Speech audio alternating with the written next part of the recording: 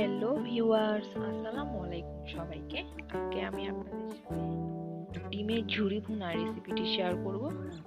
তো এই রেসিপিটি তৈরি করতে খুবই অল্প সময়ের প্রয়োজন হয়। তাহলে চলুন দেখে নেওয়া যাক কিভাবে তৈরি করা হয় এই ডিমের ঝুরি ভুনা রেসিপিটি। তো এই জন্য আমি একটি চুলায় কড়াই বসিয়ে দিয়ে দিয়েছি। কড়াইয়ের মধ্যে দিয়ে দেব সামান্য পরিমাণে তেল।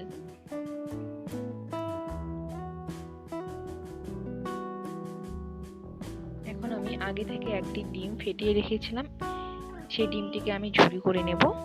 আপনারা চাইলে আরো বেশি ডিম দিয়ে এই ডিমের ঝুরি ভুনাটা করতে পারেন।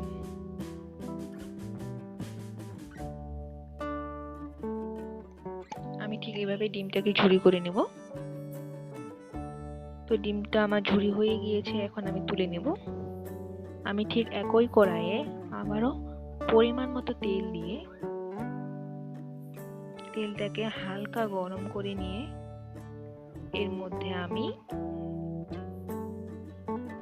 পেঁয়াজ কুচি ব্যবহার করব। আর আমি আবার বলছি, এখানে আমি একটি ডিমের জন্য সবকিছু উপকরণ ব্যবহার করব। আপনারা যতটা ডিম এই ভুনা করবেন, ডিম ঝুরি ভুনাটা করবেন, ঠিক সেই পরিমাণ মতো সবকিছু উপকরণ ব্যবহার করবেন। তো আমার পেঁয়াজটা প্রায় ভাজা হয়ে গিয়েছে।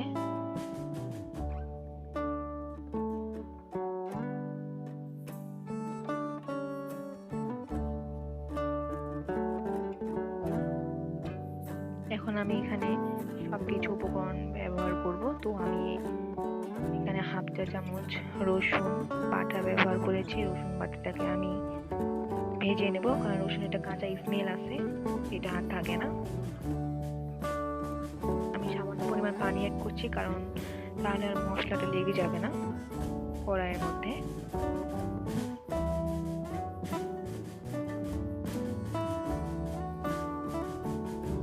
দিয়ে দেব হাফ চা চামচ হলুদ গুঁড়ো,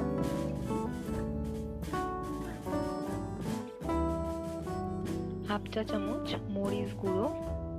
এখন আমি সবকিছু উপকরণকে ভালো করে নেড়ে চেড়ে নিয়ে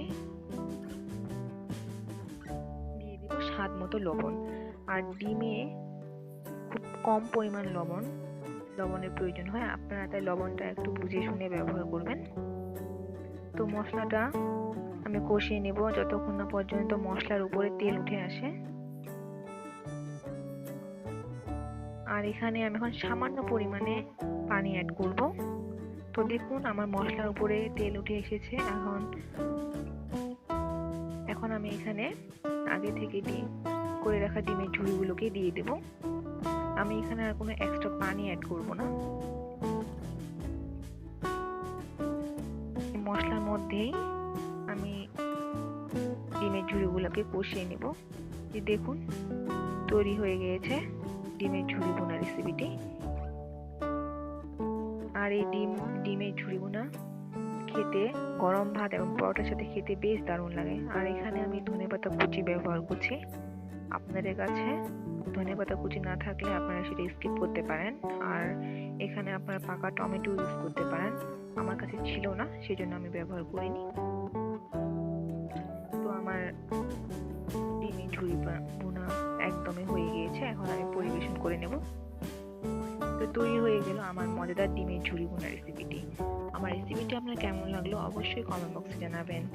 আরও নতুন নতুন ভিডিও পেতে আমার চ্যানেলটি সাবস্ক্রাইব করতে ভুলবেন না। ধন্যবাদ সবাইকে।